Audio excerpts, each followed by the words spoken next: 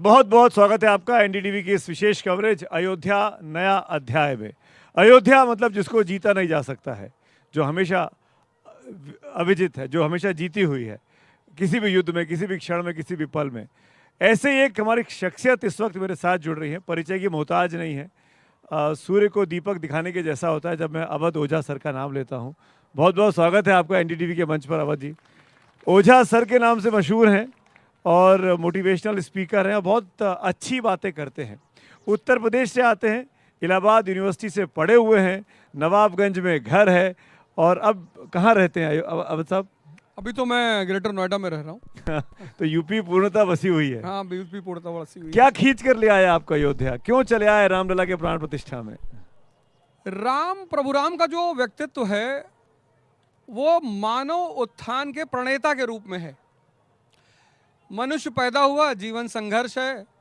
अब जीवन संघर्ष है तो बहुत सारे लोग, 95% लोग उस संघर्ष से बचने का रास्ता ढूंढ रहे हैं। वो है ही नहीं, है ही नहीं।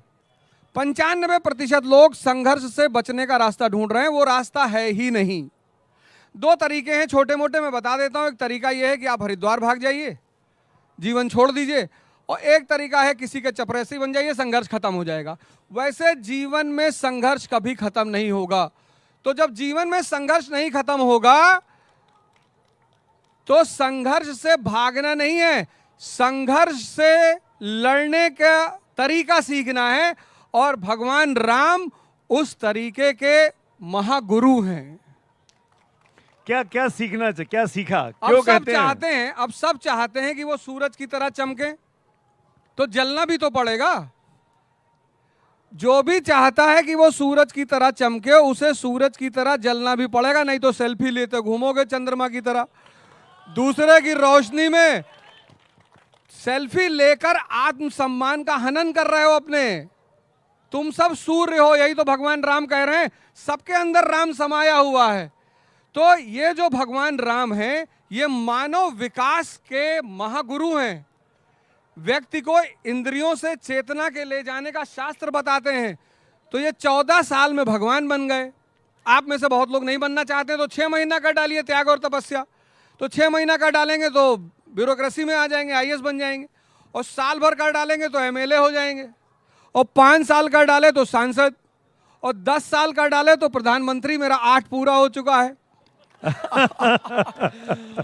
और अगर 14 कर लिए तो भगवान राम, तो खैर आप उनके रास्ते पे चल ही रहे हैं। रास्ते पे है? प्रधानमंत्री वाले रास्ते पर हैं आप? नहीं नहीं, मैं तो सांसद होते हुए सर? नहीं, मैं तो किसी रास्ते पे नहीं हूं, मैं बस अब रास्ते पे चल रहा हूं। तो मैं चाहता हूं कि ये जो भारत उत्सव चल रहा है, ये भारत उत्सव अयोध्या में चल रहा है। ये भगवान राम इस दुनिया के एक महानायक हैं, उनका उत्सव चाहिए। भारत उत्सव है और भारत उत्सव भारतीयों का है, ये किसी का नहीं है व्यक्तिगत। ये पाड़ा जी का पट्टा नहीं लिखाया हुआ है कि फलाने का है, ये सबका है, ये हम सबका है। जो भी भारत का वासी है, ये सबका उत्सव चल रहा है। और सब प्रेम से उस उत्सव को मनाएं और भगवान के रास्ते पर चलें और अपना विकास करें। बहुत अच्छी बात आपने की। और अयोध्या में आकर, इस मंच पे आकर तो बहुत ज़रूरी हो जाती है इस चीज़ को हम साफ भी करें ओझा साहब। और वो ये कि ऐसा लगता है कि एक ही तरह का लोग है, एक ही तरह की हवा है, एक ही तरह का रंग दिखाई दे रहा है। और आपने कहा कि ये तो भारत उत्सव है, इस पर राजनीति भी हो रही है। मैं चाहूँगा कि आप कमेंट करते रहते हैं, जो लोग राजनीति कर रहे हैं वो कौन लोग हैं और उनको आप किस तरीके से देखना चाहेंगे और क्या छूटा जा रहा है उनसे? जहां भगवान की चर्चा हो वहां राजनीतिज्ञों का क्या नाम लेना। जहां प्रभु की चर्चा हो रही है, ये तो हमारे अभी हमसे एक साहब मिले, बताए फलाने नेता हमारे घर आ रहे हैं। हम कहे हम तुमको 50 लाठी मारेंगे, नेता होता का नाम मत लिया करो मेरे सामने। भैया, हमारे टैक्स के पैसे से ये तनख्वाह पाते हैं, सेवक हैं हमारे, ये हमारे सेवक हैं, सेवक। हम जो टैक्स भरते हैं उसका पैसे से इनको सैलरी मिलती है।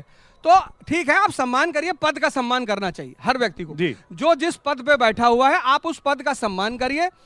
और जो राजनीति का, इस देश का आदमी, कहते हैं यूनान में, चीन में तो कोई कोई विद्वान पैदा होता है, भारत में हर आदमी विद्वान है। ताली हो जाए भाई, आप सबकी तारीफ हो रही है। मैं जो है रिक्शे में बैठ के अभी जा रहा था कल गोंडा में रात में, तो मैंने कहा मैं अयोध्या से आ रहा हूं, तो कहा भैया कुछ रामचरितमानस का चौपाइये सुना दीजिए। तो हमने कहा यार इस वक्त तो याद नहीं, कहा भैया हम ही से सुन लीजिए। रिक्शा वाला वो चौपाई सुनाते हुए जा रहे थे। तो जिस देश का हर व्यक्ति विद्वान है उसके सामने छोटे मोटे लोग क्या राजनीति करेंगे। आप उस राजनीति से बाहर आइए और भारत उत्सव मनाइए, अपने सब भाई बंधुओं को यहाँ लेकर आइए, दिया जलाइए, मौज करिए और भारत के विकास के रास्ते को आगे बढ़ाइए।